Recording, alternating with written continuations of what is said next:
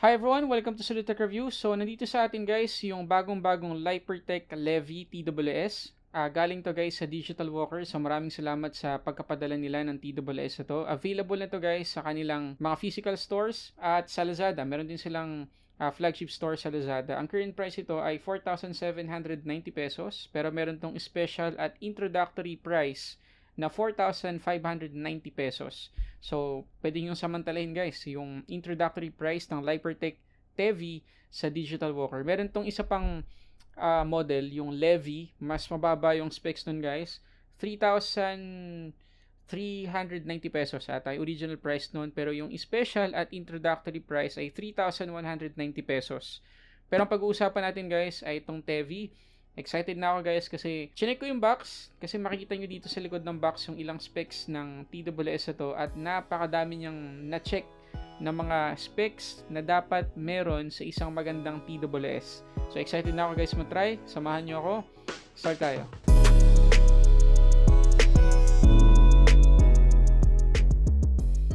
Okay, kung hindi ka pa nakasubscribe dito sa channel natin, pakiclick mo na yung subscribe button dyan sa baba at i-click mo na rin yung notification bell. Importante yan para ma-notify ka sa mga susunod nating reviews. At kung sakali na magustuhan mo yung video na to, pakihit na rin yung like button sa baba. Okay, so ito guys yung box nitong Lipertech Tevi. So kagaya ng sinabi ko kanina, first time ako makakapag-review ng ganitong brand ng TWS. At sa likod, ito yung sinasabi ko guys. So, napakadami niyang magagandang specs. Katulad na lang ng meron siyang aptX support, AAC codec, waterproof IPX7. So, pwede natin itong isama guys kapag nag-swimming tayo o nag-shower tayo. Kung gusto natin makinig ng music habang naliligo, pwede yan. Easy button control. So, meron siyang physical button. Naka-Type-C port na siya. 5 grams lang yung kanyang weight. Meron din siyang magnetic charging. I suppose, yung magnet lang ng TWS tsaka ng charging case siguro tinutukoy dito. Meron siyang high-performance graphene driver. Naka-Bluetooth 5.0 na rin siya. Meron siyang CVC 8.0 for superior call quality. Meron siyang auto-pairing. Halos lahat naman ng TWS meron yan. Yung kanyang battery life ay aabot ng 10 hours. Plus, meron pang 70 hours na extra doon sa kanyang charging case. So, matagal-tagal guys yung battery life ng TWS na to. Pero, napaka-honest guys nitong Lipertech. Kasi kapag tinignan ninyo, dito sa may footnote, yung 10 hours na yon sa isang charge ng TWS ay naka 50% volume lang at hindi aptX yung ginamit na codec kundi SBC.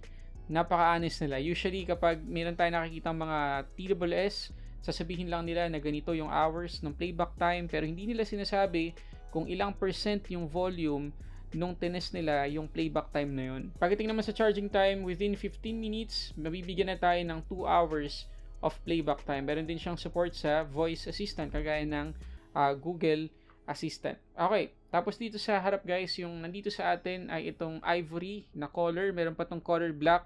Kung gusto niyo makita guys yung color black nito, pwede niyo i-check sa channel ni Sermon ng Hardware Voyage. Kulay black yung nasa kanya. Okay, yan. Itong open, kailangan lang natin yung hatakin. Yun. Para mabuksan natin itong harap. Okay, so ito yung TWS. Ito na siya guys. And medyo makapal siya. Reminds me of Panasonic TWS. Kung napanood yung review ko doon, medyo ganun yung kapal ng TWS na to. Tingnan natin yung charging case kasi nga ano daw to imbes na plastic or leather yung texture, tela siya guys. Ayan o. Napaka premium ng itsura. Sobrang ganda. Meron tayong maliit na box dito. Dito yung ating USB-C. Ayan. Tapos, meron tayo dito mga extra ear tips. Tapos, nandito yung ating quick start guide. Okay, so before natin guys pag-usapan yung quality ng sound ditong Lipertech Tevi, gusto ko lang sabihin na yung graphene driver ay isa sa mga dapat na nating tinitingnan ngayon sa mga TWS na binibili natin. Kasi mas magiging maganda yung tunog ng isang TWS kung graphene driver yung ginamit niya compared dun sa mga dynamic drivers lang. So at least dito sa Lipertech Tevi, naka-graphene driver na siya. So una natin pag-usapan guys ay yung comfort. Tinest ko na siya kani-kanina lang. Medyo naka-protrude guys sa tenga natin. Medyo malala yung yung paglitaw niya sa tenga natin. Ayan o. 'Di ba? Kahit medyo malayo ako sa camera, nakikita ninyo na meron talagang nakalitaw sa tenga ko. Medyo magiging hati guys yung opinion natin tungkol dyan. Pero sa akin, personal preference ko, hindi ko gusto na nakikita yung TWS sa tenga ko hanggat maaari. Pwede na lang kung ang kanyang form factor ay katulad nung sa mga AirPods na talagang meron ditong stem. Pero ito kasi wala eh. So dapat talagang napakasati lang nung kanyang design. Pero ito nga, itong Lipertech Tevi, kulitin ko ayan, naka-protrude talaga sa tenga natin. So medyo ano siya, medyo obvious, medyo nakakayang suotin kapag nasa labas ka. So yun lang yung isa sa ayoko sa design niya. Pero ang maganda naman dito, yung kanyang controls ay physical, meron siyang physical button. So mamaya itetest natin yung mga controls niya. Yun lang guys, yun lang yung complaint ko sa design ng TWS na to. Yun lang, maganda guys, no, yung ivory na color ng Lipertech Tevi. Pero kailangan yung tandaan na mas dumihin to compared dun sa color black. Pero mas maganda to para sa akin compared dun sa color black. Mas premium yung kanyang dating compared dun sa black. Okay, so dito guys sa charging case, makikita nyo na meron tayo ditong sabitan. Meron tayong 4 na LED indicator at yung ating USB-C port dito sa likod. Okay, ngayon guys, kapag i-connect natin siya dito sa ating Bluetooth, ayan, makikita nyo naman na Lipertech Tevi L tsaka R yung lilitaw. So yung L guys, yung pipindutin natin kapag tayo ay ko-connect. Pagkatapos i-test natin guys, no. Actually na-test ko na pala kanina lang yung sound nito. Ayan, mabilis siyang connect, nakita niyo naman. Pagkabukas ko, pagkabunot ko dito sa charging case, connected na siya within 1 to 2 seconds. So mabilis. Tapos ayan, yung ating battery status. So tingnan natin guys yung quality ng sound. So te-test ko muna.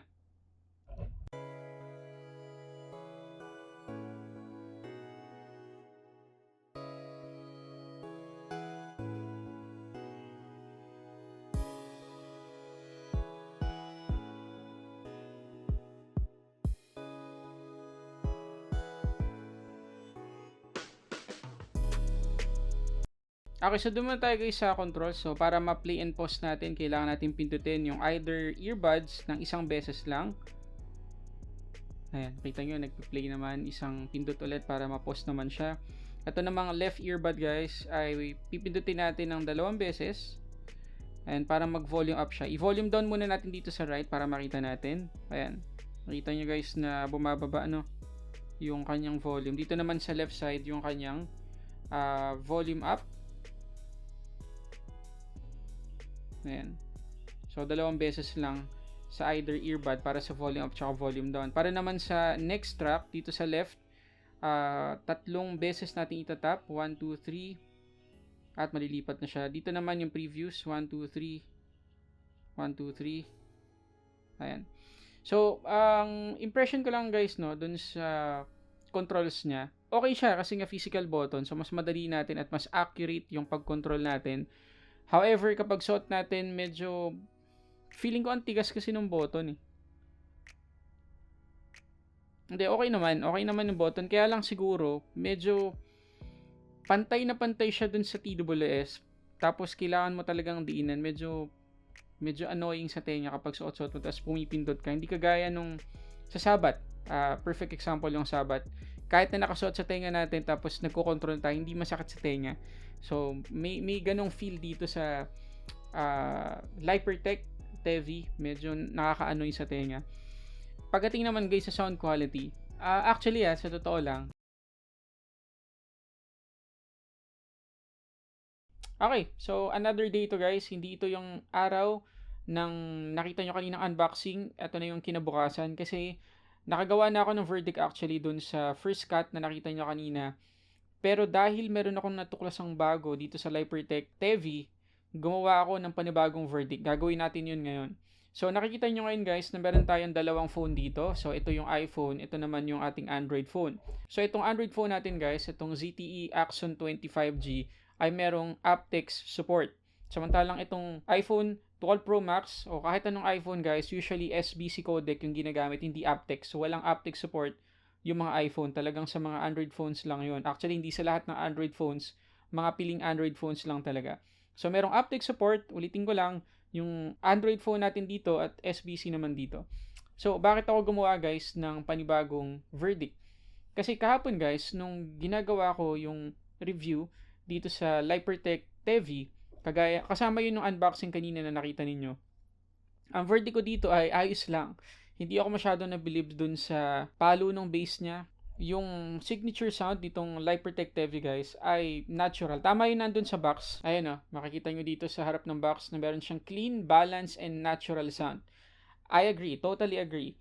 Pero yun nga, medyo nakukulangan ako sa bass at saka sa maximum volume. Para sa akin, hindi siya kasing lakas ng mga Sabbat TWS.